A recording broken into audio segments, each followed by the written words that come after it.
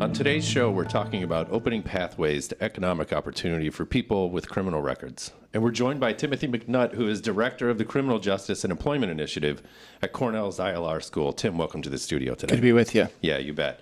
So, Tim, you come to this work after years in the legal profession. You were Assistant District Attorney in Brooklyn, New York, taking on criminal investigations. You were lead counsel at the Nassau County DA's office.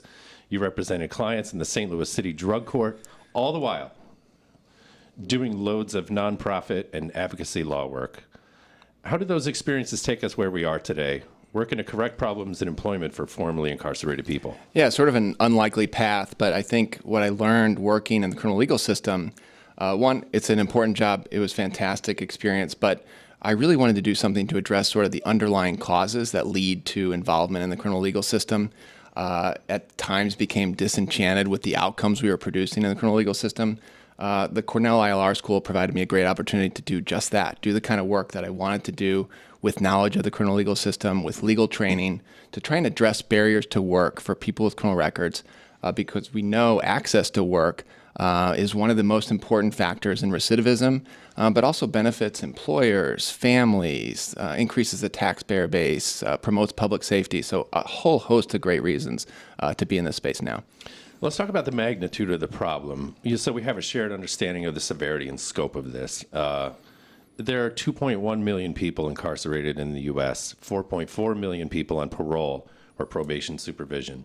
About 600,000 people reenter society each year, which is about 10,000 people every week, staggering numbers. There are 70 to 100 million Americans with criminal records. That's close to 1/3 of us. You describe this as a uniquely American problem. Yeah, I've cited these statistics over and over, and every time they're as jarring as we're hearing that you say now. The real challenge too is there's a disparate impact on communities of color. What it does, I think, is it makes it very personal. There's hardly people that aren't affected by this in some way, whether it's at their workplace, whether it's a friend, a family member involved in the criminal legal system. And I think really focusing on what can we do to try to address this, particularly in the workplace. That's a good solution for those that are reentering society, but also looking at solutions for employers, people looking for new talent. So really trying to take what is a sadly kind of unique American problem and looking at ways we can try to address it. And that's sort of the reason we formed the Criminal Justice and Employment Initiative. A couple additional staggering statistics. You had mentioned in our conversation that formerly incarcerated are 5 times more likely to be unemployed. In addition to that, having a criminal record reduces callbacks by employers. Yeah, so if you have a criminal record, chances are you're 50% less likely to get a callback at a job. And these are the kinds of impact on employment. They're often called collateral consequences to having a criminal record, which is often viewed, we talked about mass incarceration rates, but we're now kind of moving into a mass supervision where probation and parole are playing a larger role, equally challenging for barriers when somebody's trying to move forward with their life. But again, like looking at ways we can address this problem, open up access to economic opportunity, which can have a ripple effect in terms of access to benefits, healthcare, housing, all these issues. In preparing for the show, I've noticed in my question prep, I'm thinking a lot about terminology. I'm drawing from copy online, and some people tend to refer this vast population of people as those who've been involved in the criminal legal system or formerly incarcerated people. And here we are using language that effectively reduces someone to what is likely to be their worst act. So how do we talk about this? Do we say justice impacted? You work in this space, so set me straight. Words are really important here. Yeah, and it really starts with the language. I cannot claim to be infallible in this area.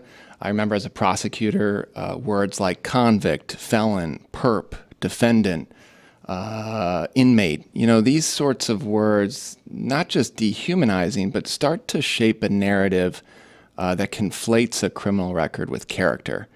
And while I can understand, I think there's some necessity in law enforcement, or at least it's perceived that way, in order to effectively do a job, channel in on what the work is being done. The ripple effect when you get into the employment context is really devastating. When you start to really, it shapes, I think, how we approach an assessment of a candidate, moves away from a skills-based assessment, an individualized assessment, which we'll talk about later, to something that's very personal, that brings bias, discrimination. So when we talk about this issue, I think it's important to think about it in frame of person-centered language. Yeah. So things like justice-impacted individual, justice-involved, someone with a criminal record, things that don't define who that individual is as a person and separates the act from who they are, and particularly who they are as a worker. Very useful. So there are two main sets of stakeholders that you aim to reach with your work at the Criminal Justice and Employment Initiative at Cornell. Tell us how you work with both job seekers and people on the employment side as well. So with job seekers, we do training in correctional facilities. We train people on probation and parole. This kind of work can look like, first, just how do you get a copy of a criminal record? How do you review that record for errors? And there are many errors in some of these records. Look for eligibility for sealing and expungement, which can have a profound impact on somebody's trajectory when they're reentering. But also know the legal landscape. When we surveyed the reentry field and thinking about how we could play a role, lots of great resources for cover letter, resume writing, job interview skills, even support services for getting suits to wear to job interviews, but not heavy on what I'll call hard skills, right? Navigating the hiring process, knowing laws like Ban the Box, Correction Law 23A here in New York, which we'll talk about in a minute, Fair Credit Reporting Act. So that's a focus on kind of empowerment, navigating the space for justice impacted. On the employer side, we have to find ways to help employers access this new talent pool, improve recruiting, but also deal with the challenge of evaluating a candidate with a criminal record. What are the mechanisms that HR departments use? How can we operationalize those? How can we gear them more towards an individualized assessment, looking specifically at the skills for the job? And I'll just mention two other stakeholders that we work with, Chris, in addition to employers and justice impacted individuals. Community partners are really important to our work. There's lots of workforce development agencies, nonprofits, doing the work in the field, supporting candidates in their hiring process. We want to be a resource for them to train on best practices, to train on the legal landscape of that work. But in the sort of macro context, we need to be thought leaders. As an educational institution, we need to start defining policies, both in the HR workspace, but also politically. So we do that work through lobbying, provide information on some criminal justice reform measures that can improve employment.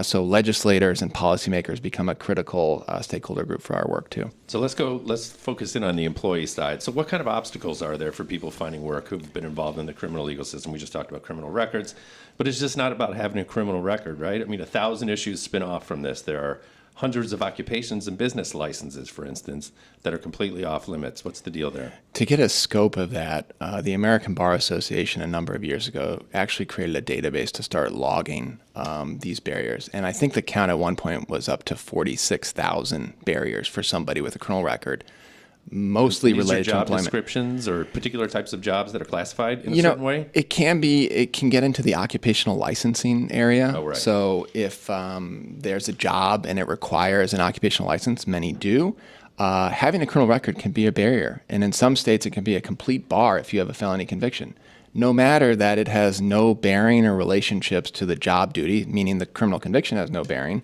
And those are the kind of laws we're trying to look at more closely, present some more narrowly tailored skills related to conviction type of assessments. But that's the scope. And then, we're just talking about employment, but again, these consequences, collateral consequences of a criminal record can touch the housing sector, right, healthcare benefits. And we have a labor shortage on top of it all, or at least what we are calling a labor shortage. You had something else that you were proposing. I think there is a labor shortage, but I think maybe what we ought to look at more is sort of this access to work issue. I think there's millions of talented workers, and not just justice impacted, workers with disabilities, veterans, people who have been out of the workforce, that maybe we're denying opportunity, or maybe they're self-selecting out of the workforce. And a lot of that revolves around some of the laws that we have on the books, some of some discriminatory practices, bias, things that we're trying to help address, to open up the pathways, which ultimately hopefully address the labor shortage. 90% or roughly 90% of employers run background checks. What's the problem there? This is a multi-billion-dollar industry. There's over 4,000 criminal background screening companies that do this work for profit. their sole work is essentially disseminating the criminal histories of probably millions of workers to companies. We understand why that's part of the practice of hiring. However, the role it plays can kind of, say, pervert the hiring process, but really magnify something and create what we'll call like a risk-based assessment, a risk-based posture, where as soon as an employer sees that criminal history, and since 90% run a background check, chances are if you've been involved in the criminal legal system, it's going to come up in the employment context. If you're unacclimated to the criminal legal system, or it's new, or perhaps you're outsourcing it to a third party, how that information is used can be extremely damaging. It can also really outsize one act, and just to pull back, I mean, 90% or something ridiculous related to involvement in the criminal legal system is nonviolent offenses. Okay, so we're not often talking about what people often go to, which is like the most heinous crimes, but low-level offenses become magnified in this process. Employers get really worried about negligent hiring lawsuits, incidents at the workplace, high turnover. Things that our research and data show aren't actually reflected in the workforce population with criminal records. In fact, when you compare, in many instances, workers with criminal records to workers without, you'll find that they stay on the job longer, more loyal, less incidents at the workplace, and in many cases, there's tax credits and insurance protections for employers. But all to get back to your question, basically, this criminal record really highlights somebody's involvement in the criminal legal system in the hiring process, which may divert us from doing a skills-based individualized assessment. And criminal records, you told me, were riddled with errors. That's another challenge. So anytime you're documenting a very complex system like the criminal legal system, you're going to have challenges. And errors are part of that. There's been studies done with FBI rap sheets that 1 out of 2 have some kind of an error. In New York, 1 out of 3 contains an error. So that just compounds a problem already taking complicated information, embedding it in the hiring process, and then when you add on the fact that many of these have errors, it just really paints a grim picture for a worker who's trying to navigate this, and frankly, an HR professional who is looking for new talent but faces barriers. Let's talk about the traditional hiring process itself. We're dealing with traditional resumes, right? Cover letters, HR management software. Are there practices that put non-traditional candidates for jobs at a disadvantage? How does that system, how is it kind of rigged, perhaps? I think so. I think, we still rely on decades-old hiring heuristics, and it may not fit the purpose that we need to evaluate candidates. Cover letters, resumes don't always quantify all the evidence-based predictors of job success we'd like to see. And this kind of model really does negatively impact, particularly somebody with a criminal record looking for work. But I'll call it the kind of golden resume effect, right? We want candidates who have these sort of sterling college degrees with 3 prior work experience that match the current job. And if we hyper-focus on things like that, we miss out on some of the intangibles, some of the sort of non-traditional factors that we'll talk about momentarily that might be actually better indicators of employability. So in terms of readiness for a job, what kind of training do job seekers, in your estimation, what have you seen, need the most? I mean, we had chatted about this a little bit earlier.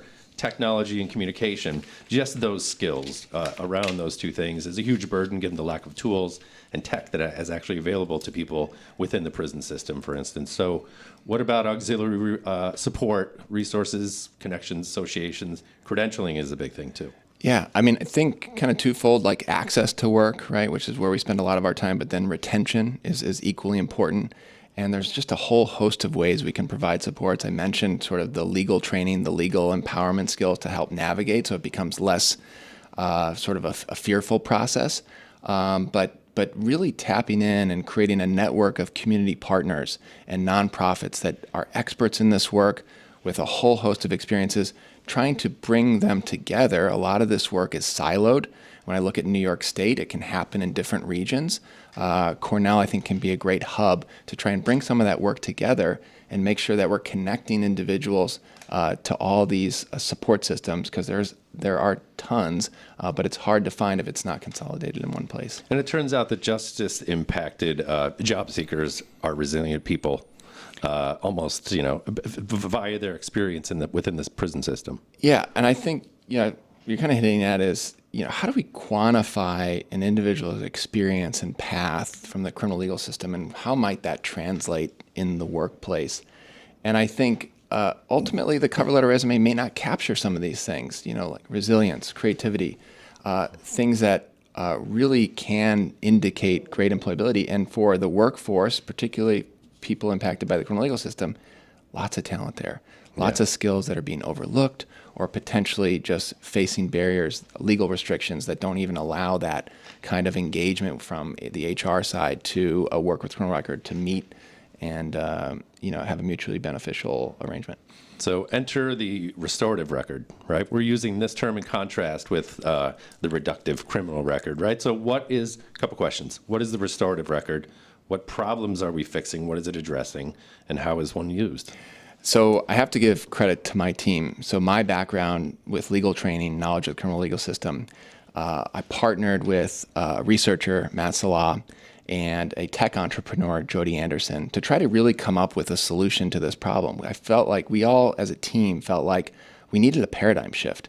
If the criminal record is going to continue to be used in this process, sort of a reductive, dehumanizing, maybe not the best predictor of employability, we should come up with a tool that answers those questions, that fills that gap. And namely, from a lot of the trainings we do and the policy work we do, it's like there's a real need to operationalize some of this and figure out how can we get a tool that solves for these problems. And what we came up with was a restorative record. A lot of that is based on research, things that we're talking about, some of the intangibles, but things like community engagement. Is someone involved in mentoring or mentorship? Even leisure and hobby activities indicate employability in some regard. Micro credentials. It's not always coming from a four-year college degree. Sometimes it's coming from online courses. And particularly for someone who's justice impacted, this kind of information, training they may have even received in being incarcerated, isn't captured anywhere. So we wanted to place a repository where that can all live and also be embedded in the hiring process to make it easier for HR professionals when they're faced with looking at this criminal record to have something else to counterbalance that, create a more holistic profile, but ultimately improve hiring. And that's what we've been working on. And I have to say that we do this work out of the Center for Applied Research on Work at Cornell ILR. The support across Cornell has been staggering, all the way from Dean Colvin, Dean Avgar, our HR deans across the schools, Donna Lynch-Cunningham, Larry Mancuso, and then Lisa Yang, who's really been supporting this work to think, how can we take not just training and education and policy work research, traditional to or sort of inherent to an educational institution, but let's actually build something. Let's be innovative and try to look at what's in the future and how can we solve for that. And it's just been an exciting project. A couple things too. I don't know if we hit it quite as much as it deserves, but the benefit of a restorative record for employers, right? So some of the benefits. Can you talk about some of those that it provides? Sure. I think in some ways the most persuasive piece is a compliance tool. So in New York, for example, there's a law called New York Correction Law, Article 23A. It's an 8-factor assessment that an employer has to conduct if they're going to deny someone a job. Many people aren't aware of this law. If you use the restorative record, if that's embedded in the hiring process, it is a really operational wise way to do this assessment. So compliance, I think it also helps with recruitment of new talent, right? If somebody's using a restorative record, we can connect them to an employer and vice versa.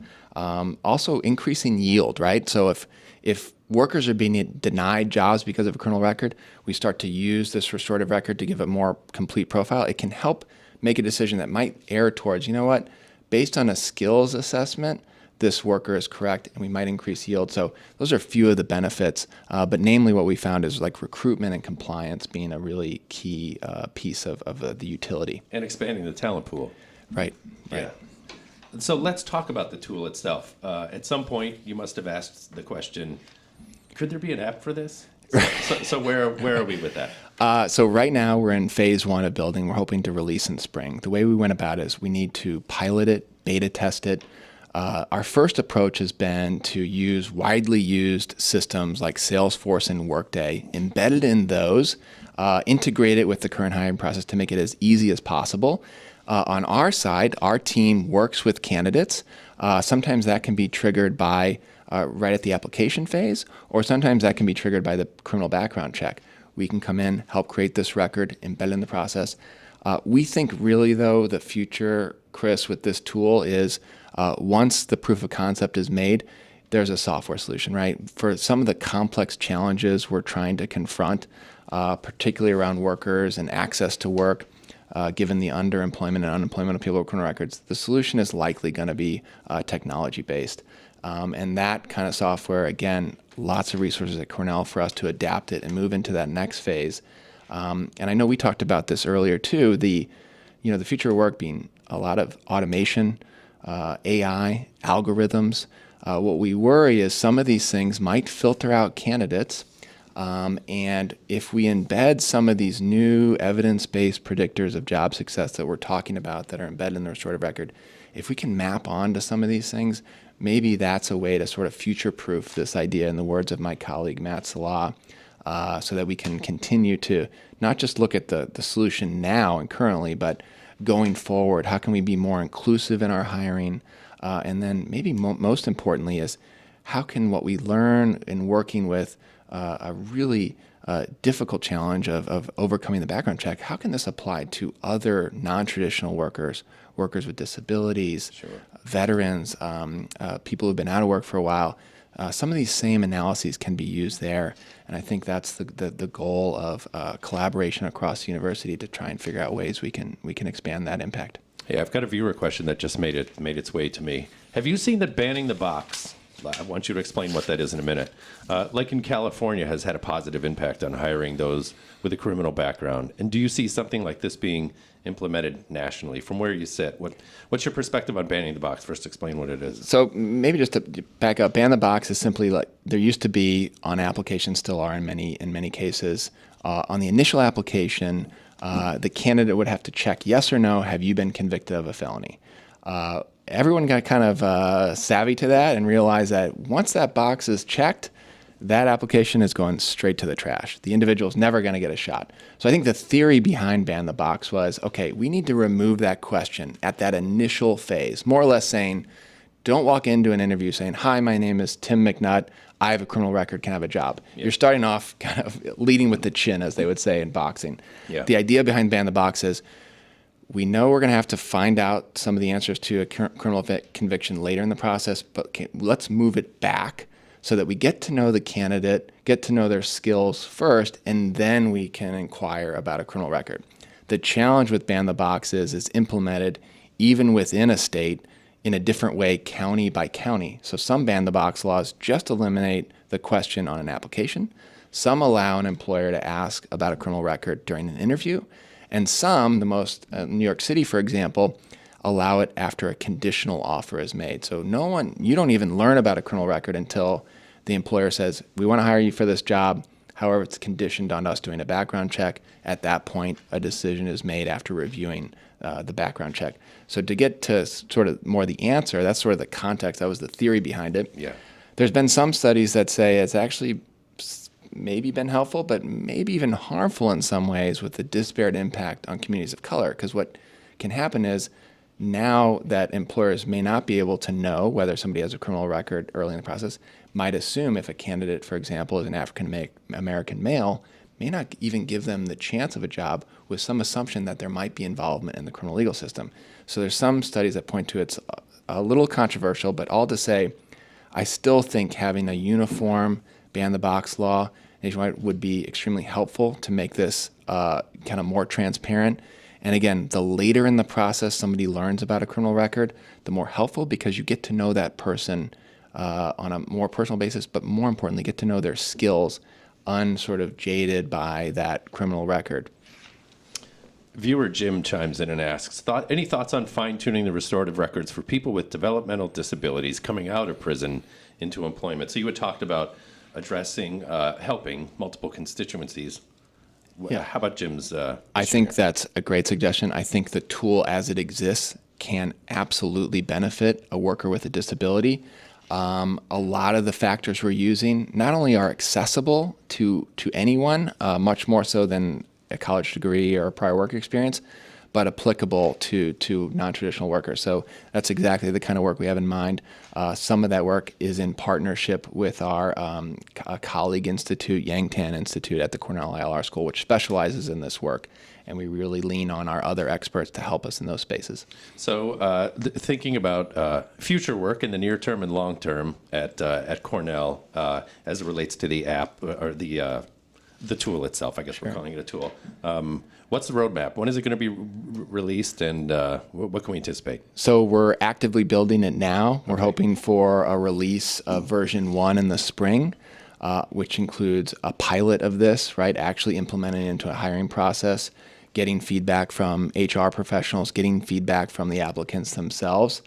Simultaneously, we have a study, a longitudinal study, first kind of gauging employer attitudes about what the current hiring processes are, how this tool might be able to supplement or improve the processes. So, like any good research institution, we got to test it, we got to study it, and then once we put it through its paces, and it's going to be vetted quite thoroughly at Cornell.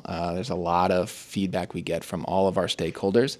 Once that happens, then we're preparing to, I think the next steps have to be to, potentially commercialize it, license it, and then make it available so that we can try and expand it to other industries outside of maybe even academia and to the private sector. So what about resources and tools that are available now? So I'm thinking about our audience, right? We have people on both the employment side and the job-seeking side. If they go to the Cornell ILR Criminal Justice and Employment Initiative website, that's a good place to start. And ultimately, they can connect with you in some way. That's right. So what we offer is training on these issues, not just based on the restorative record tool, but as we mentioned earlier, kind of the legal landscape that impacts hiring and employment of people with criminal records. So that's training that we provide. We also conduct research in this space, right, to come up with best practices. Create policy briefs, inform our legislators. So training is really something that we offer. Obviously, folks interested in possibly utilizing this tool or wanting to learn more about it can go to the website, find out how to contact us, and then we can try to set up a meeting where we can present this tool, get feedback, and then, of course, participation in our employer studies. We're always looking for folks to lend their expertise, right? This can only happen in a community and get feedback from experts in the field. We actively seek that because we want to refine this. We want it to make it work and really ultimately make a dent in this issue and really try to improve employment outcomes for people with criminal records and help HR departments recruit new talent. Thanks for making yourself available for this. Tim McNutt, great to have you in the studio. Happy to be here. Thanks a lot. Yeah, you bet.